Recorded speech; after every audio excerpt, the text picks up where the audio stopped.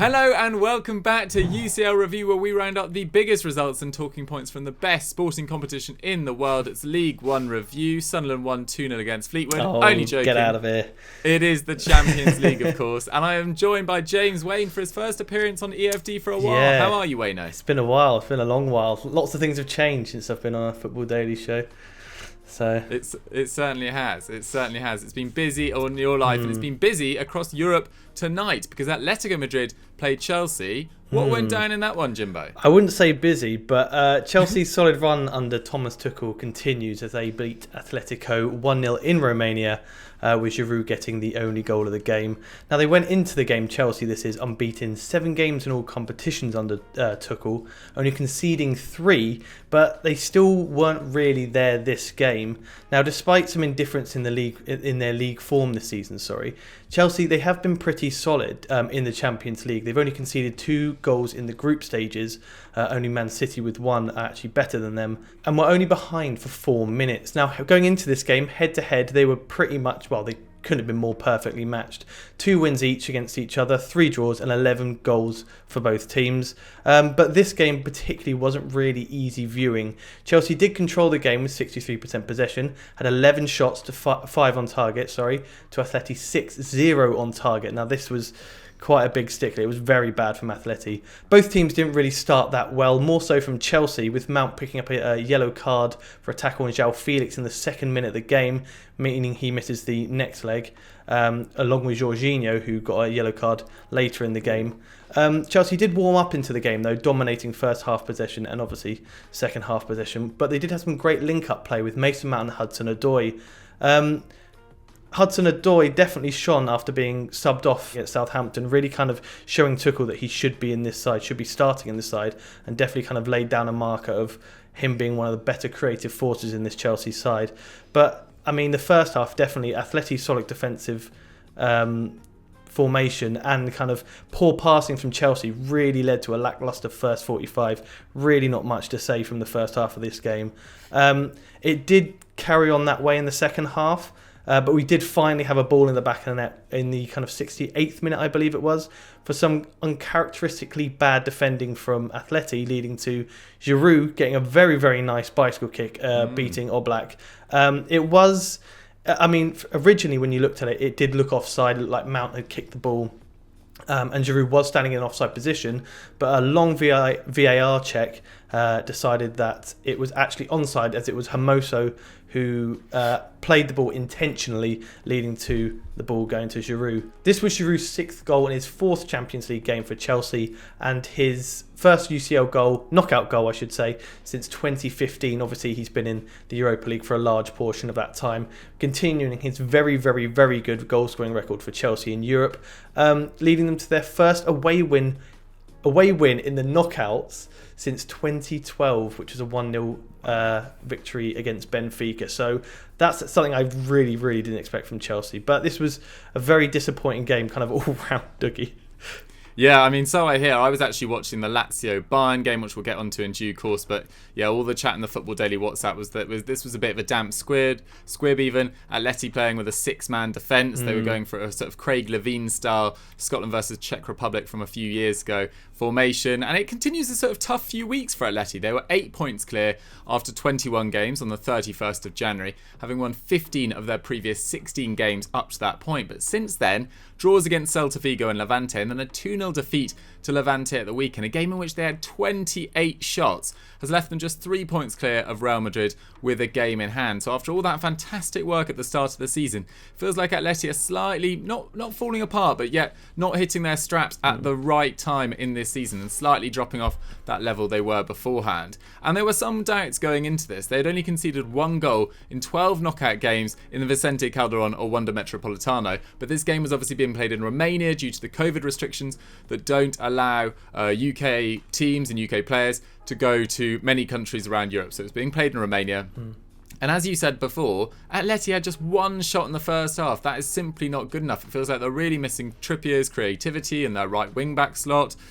And that was their lowest total after 45 minutes in a Champions League game since 2016-17, which I believe came against Real Madrid. And it continues their poor goal-scoring form so far in Europe this season. They only scored 7 goals in 6 group games, the lowest tally of size to qualify for the last 16. And Luis Suarez, for all his great form in La Liga, yet to contribute a goal in this year's competition. I believe it'll be the first time he's ever done that if they got knocked out at Stamford Bridge without him contributing a goal in an entire campaign. So Suarez needs to up it in the biggest stage of all. Key performers in this game, Mason Mount continues his magnificent season. He's been Chelsea's best player by a distance this campaign. 3 dribbles, a shot, 2 key passes. Azpilicueta was very solid as well. 3 tackles and interceptions, 100% success rate on those tackles, 6 aerial duels. And Giroud scored with his limited 2 shots as well, coming up clutch once again in the big moments. Important period this for Giroud as well, with Tammy Abraham slightly struggling under Tuchel so far. What's next? Well, Chelsea have got Man United on Sunday at 4:30. They're currently separated by just 6 points, and they've obviously got a lot of momentum behind them. Man United form a little bit iffy, so they'll be looking to close that gap on Sunday, whilst Atleti travel to 6th place Villarreal on the same day, which would be a really tough test. I mean, James, you were the one watching this. If you had to get your crystal ball out, do you see Chelsea going through? I mean, in this game, Atleti defended heavily, didn't produce anything going forward, where Chelsea looked like the team who wanted to create, looked like the team who were going to create, but the final ball really wasn't there. So a bit of tweaking from Chelsea's end, and I definitely see them winning this game comfortably, because it was I mean, if this is the best that the Liga has to offer right now, then it's a really poor showing. I wouldn't be surprised if Chelsea got 2-3 in the next one.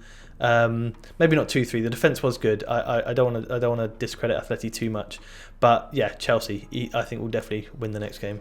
Absolutely, you make a good point about La Liga, with Real Madrid in action against Atalanta tonight when this video goes out. Yeah, of course this will go out on Wednesday morning. They really need to get a win or some sort of result for the dignity of Spanish teams, with Barcelona, Atleti and Sevilla all losing the first leg of their last 16. Guys, get your score predictions for that second leg in the comments down below, and let's move on to our second game.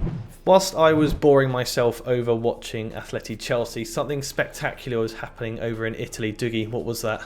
It was an absolute procession, you're right, in Rome. Bayern came to town and they destroyed Lazio. So they put aside their disappointing 2-1 defeat to Eintracht Frankfurt in the Bundesliga at the weekend, which cut the gap to RB Leipzig just to 2 points at the top of the Bundesliga by beating Lazio, thrashing Lazio 4-1 in the Stadio Olimpico, with goals from Lewandowski, Musiala, Sane and a Cherby own goal, disastrous own goal, and a Correa consolation. Now, it was a monumental task facing Lazio, to be fair, going into this game.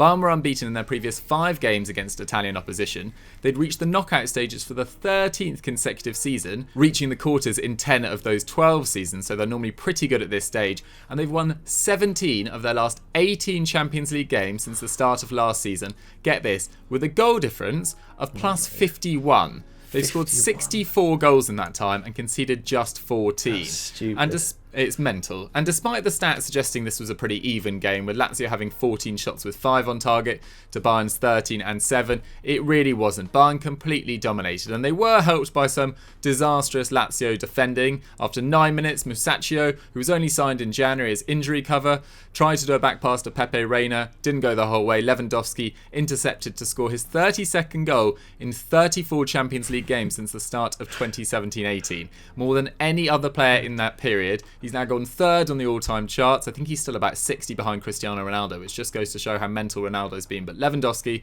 you just cannot do that to him at this level. It's just absolute mincemeat for him. And after 17 minutes, with Lazio slightly improving, there was probably the most contentious moment of the game when Boateng tripped Milinkovic-Savic. I thought it was a clear penalty, to be honest. It wasn't even checked by VAR. So whilst VAR had a crucial role in that Chelsea game, giving that Giroud goal, it had a bit of a mare here, or at least the officials' use of it did. 23 minutes though, beautiful Bayern move up the pitch, ended with Goretzka chipping the ball to Musiala, who finished into the bottom corner, low into the bottom corner. That was his first Champions League goal for the 17-year-old, and he becomes the second youngest player after Bojan to score in the knockouts in the competition's history, and the youngest ever Englishman. I say Englishman, there's still a lot of contention about whether he'll represent Germany or England, but come on, Gareth, get him on that plane. Maybe not on the plane this time, actually. Next time, get him that passport at least. And after 42 minutes, it only got worse for Lazio. Patrick lost the ball, Coman broke, and his shot rebounded and was parried in to Leroy Sané's path. It was 3-0. 1 minute after half-time, Acerbi scored that disastrous own goal after a Sane counter-attack, and that was 4-0. Game done and dusted. Joaquin Correa did get his 5th goal contribution in 7 games with a nicely taken goal in the second half. But to be honest, it was an absolute procession. And, you know, it's going to be really difficult to stop Bayern. I know their form in the Champions League has been iffy, but they've probably got the best number 9 in the world in Lewandowski. They've probably got the best out-and-out central midfielder in the world in Kimmich. They've got an outstanding left-back in Alphonso Davies, centre-back in David Alaba. They've got a very, very complete side. And I think it's going to be really difficult to beat them, because especially considering their incredible record, they've now only failed to score in one of their last 28 games in the competitions, a 0-0 draw against Liverpool in 2019, which just goes to show how scary they can be. But Jimbo, for Lazio, quel disaster. That's French. Never mind. Giuseppe disaster. Yeah, but despite some excellent league form that's seen them win 7 of their last 8 league games, lifting them to 6th in the table, just 2 points behind 3rd place Juventus, not many people really gave Inzaghi's side much of a chance going into this, and it's fair enough. It's there to see. So this was their first time in the knockout stages for 21 years, which is the competition's longest ever gap.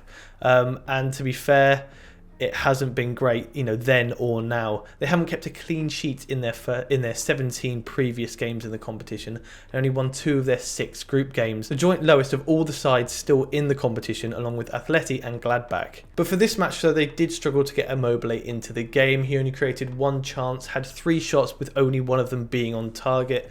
For Bayern, obviously their whole side played well, but Musiala will be delighted with his performance. 2 tackles, 86% pass accuracy, 2 shots and a goal. Alphonso Davies also deserves a shout out for completing 5 tackles and interceptions, having 3 dribbles and 91% pass accuracy, and having a shot. Man of the match, though, was definitely Leroy Sane, as it pains me to say. 2 tackles, 5 dribbles, 2 key passes, 3 shots, 1 goal. Everything we're used to with Leroy Sane. I miss him dearly. Ominously, though, for the rest of Europe, they didn't have Gnabry, Muller, Tolisso or Pavard available because of injury, and Goretzka had only just come back from COVID, so it only gets worse for everybody else. Up next, Lazio travel to 12th place Bologna on Saturday, whilst Bayern host 14th place Cologne on the same day. Now, Dougie, was this a case more of Lazio being bad, or Bayern being good, or was it just kind of as you expect? Yeah, I think Bayern never really had to get out of second gear, to be totally honest. I mean, Lazio gifted them 2 of the goals at least, and the defending for one of the others was pretty atrocious, really. And it was interesting you saying about struggling to get Immobile into the game. There was a moment in the first half where he was actually caught offside, but he was played through on goal, and rather than take a shot, he tried to turn back and square the ball. And it just showed this slightly sort of timid energy going around Lazio at the moment. It was like they never really believed they could do it, and so it proved. They were disastrous off the ball and pretty timid on it, and it was only in the second half when they were 4-1 down that did they really start seemingly believing like they could trouble Bayern, and after that point they did cause Neuer some problems, but too little too late in this game, and Bayern will waltz through into the quarterfinals for the, what was the stat earlier, 11th time in the 13th season or something, just quite ridiculous. So well done to Bayern. Chin up Lazio. You'll go again next year, maybe in the Champions League if you continue your good form in Serie A. But guys, that's all we've got time for on UCL review for this week. What did you guys think of our rundown? Let us know your thoughts in the comments down below. And if they've enjoyed this, James, what should they go and watch now? Oh God, you put me on the spot here. Everything. Watch everything. We'll have another UCL review tomorrow. We've got the live watch-alongs. Make sure you check that out tonight. Man City. I'll be watching. I'll probably be in the chat as well, so get yourself down there. Perfect. We'll see you next time, guys. See you later. Bye.